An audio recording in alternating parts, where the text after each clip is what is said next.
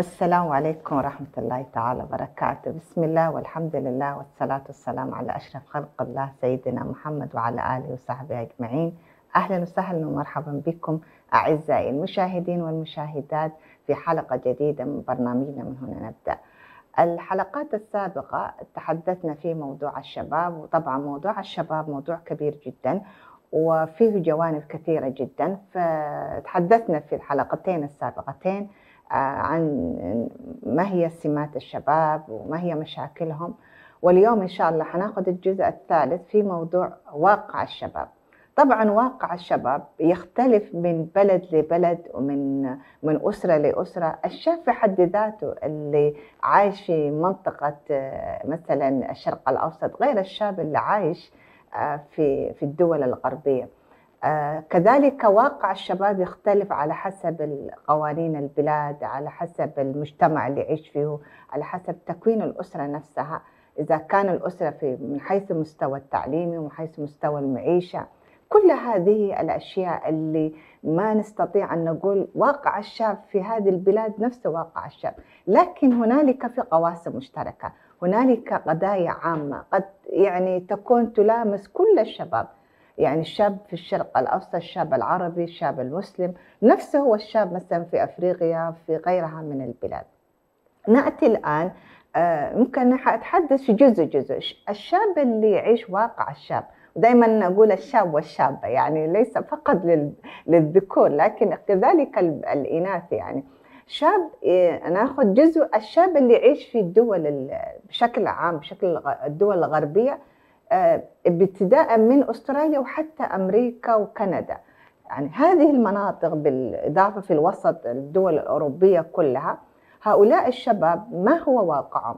وهذا الواقع يمكن أنا حاولت ألخصه من خلال المناقشات والمقابلات ويمكن التواصل مع بعض الأسر والشباب نفسهم. يعني واقع الشباب في هذه البلاد يعاني من أشياء كثيرة.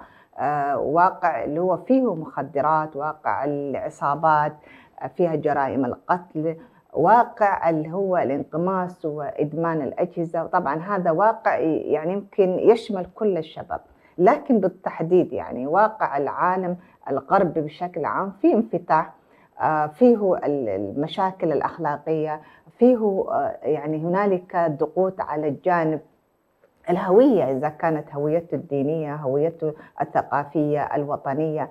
فيجد أنه الشاب في هذه البلاد والشابة يعني واقعهم في هذه المشاكل، في هذه الضغوط، في هذه التحديات الموجودة، وخاصة في مشكلة المخدرات واللي يعني نتيجته يكون أن الشاب انخرط داخل مجموعة أو خلايا عصابات ترتكب جرائم القتل. كيف أنا سألت واحد من الأمهات كيف يبدأ الشاب ينخرط في هذه المجموعة، تقول أنه يبدأ أولا في السن 10 سنوات يتحاول هذه العصابات وهذه الجمعيات تستهدف الأطفال اللي هم عندهم مشاكل داخل الأسرة. يعني من خلال المدرسة، من خلال الأصدقاء، يعرفوا أن هذا الطفل عنده مشكلة، ويعني بسهولة ممكن يعني يضموه لهذه المجموعة، فيبدأ يعني يشتروا له بعد الأجهزة، بعد الوسائل، يكون عنده مشكلة ما عنده جهاز حديث، إذا كان موبايل، بلاي ستيشن وغيره، ويبدأ بهذه الطريقة، بهذه المداخل يبدأ الطفل من سن مبكر، يعني قبل فترة مرحلة الشباب، ينخرط مع هذه المجموعة.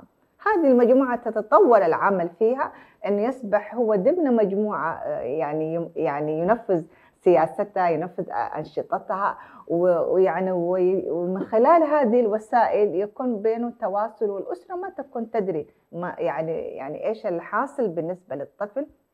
خاصة الأسر اللي ذكرناها في الحلقات السابقة، الأسرة اللي تلبي احتياجات مادية وهي غائبة تماما الوالدين عن رعاية، أو ربما تكون أسر تعاني من تفكك، طلاق، مشاكل بين الزوجين، ويكون الابن هو ضحية لمثل هذه العصابات ويصل به الحال. وكثير من الآن القصص اللي نسمعها، الأبناء في السجون اللي تم يعني انخراطهم في هذه المجموعة. هكذا تبدأ، هذا هو الواقع اللي يبدأ. وفي واقع آخر، واقع اللي هو ضعف الجانب الإيماني، ضعف الجانب الديني، فيبدأ الطفل ما يفهم شيء عن دينه. لماذا؟ لأن الأسرة تخاف. الأسرة تخاف إنه لو علمته دينه حيكون الطفل في البيئة الخارجية غير البيئة الداخلية. فعدم وضوح الرؤية، عدم وضوح الهدف، عدم وضوح السياسة والخطة بالنسبة للأسرة بتؤدي إن هذا الابن في لحظة ما يكون عنده شكوك في دينه وينتهي به الحال إلى الإلحاد. هذا الواقع ليس فقط في الدول الغربية، ولكن للأسف حتى في عالمنا الإسلامي ودولنا العربية موجود يعني. بالإضافة الواقع مشكلة اللي هي مشكلة اللي هي الانتماء للمجتمع نفسه، بسبب الطفل يكون هو عنده أصدقاء من نفس البلاد، مثلا أسترالي، كندي، أمريكي، بريطاني، فيبدأ إنه أحيانا يستعار، يعني إنه يعني يستحي إنه يكون هو من هذا الابن. والأسوأ من ذلك إنه أحيانا يحدث تنمر في داخل هذه المدارس، ويجد الشاب يشعر بنفسه عدم ثقة، وتقول هذا على لسان حال بعض الأخوات والأسر الموجودة في إحدى الدول دون ذكر الاسم، يعني دول أوروبية، قصة حقيقية إنه كان الطفل يعاني من تنمر داخل المجموعات الأصدقاء، فأصبح أنه يستحي من لونه ومن شكله، فأدى به أنه حتى ما عنده رغبة يواصل أو يكمل المراحل الجامعية. هذا الواقع بالنسبة لهذه الدول الغربية اللي يعيشوا الشاب والشابة، اللي عندهم كل وسائل الترفيه، عندهم الوسائل المادية اللي جعلتهم يعني يكونوا بعيدين كل البعد عن اللي هو الجانب الروحي والجانب الإيماني، واللي بسببه ممكن يؤدي إلى هذا الانعزال. يعني واقع الشاب كذلك في هذه الدول اللي يختلف عن واقع الشاب في الدول الأخرى، بيكونوا هم من نفس الأهل، من نفس الأسرة، من نفس القبيلة، تجد أنه هو يحمل ثقافة مختلفة، يحمل قيم مختلفة.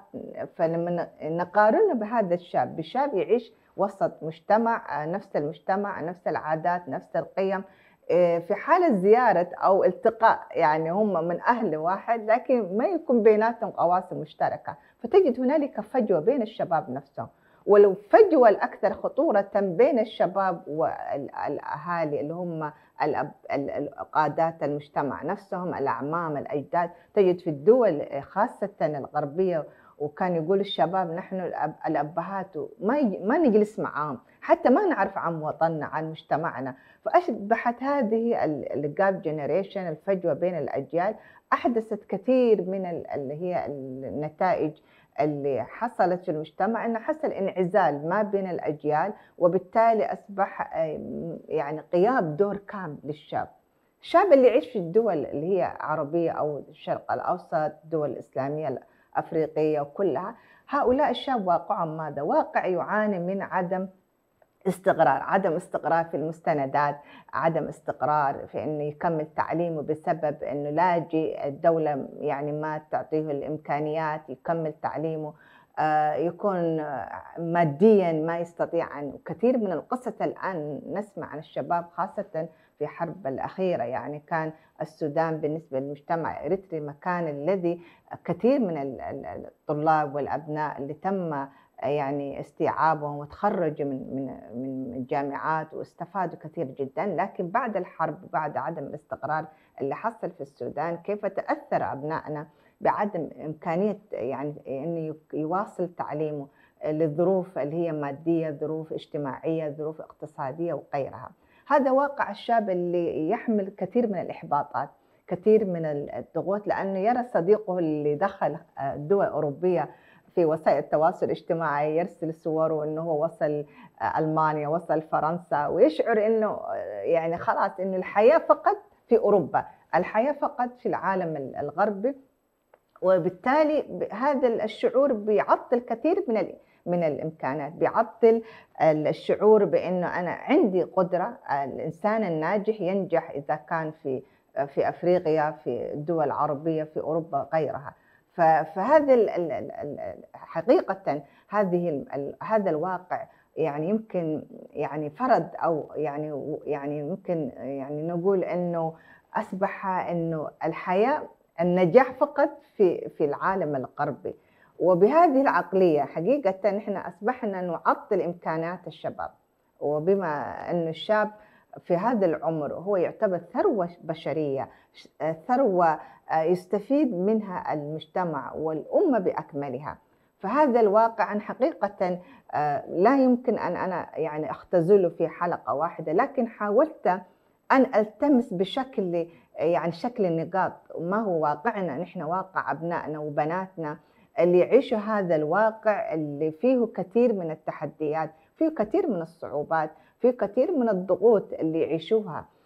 فما يكون فقط اللي هو موجود في العالم الغربي هو اللي سعيد ومرتاح، لكن هنالك كثير من المشاكل.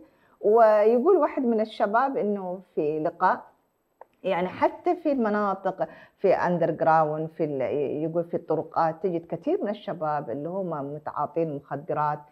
سبحان الله داعوا في تلك البلاد، وربما يكون بنفس القدر كمان موجود في عالمنا الإسلام والعربي. فهذا هو الواقع حقيقة، هو واقع فيه كثير من الآلام، فيه كثير من الأشياء اللي يعني تحتاج مننا نحن كطبقة متعلمة يعني ربنا أعطاها حظ في هذا الجانب، كيف أن نستطيع أن نناقش الآن كذلك قضية الفرص المتاحة.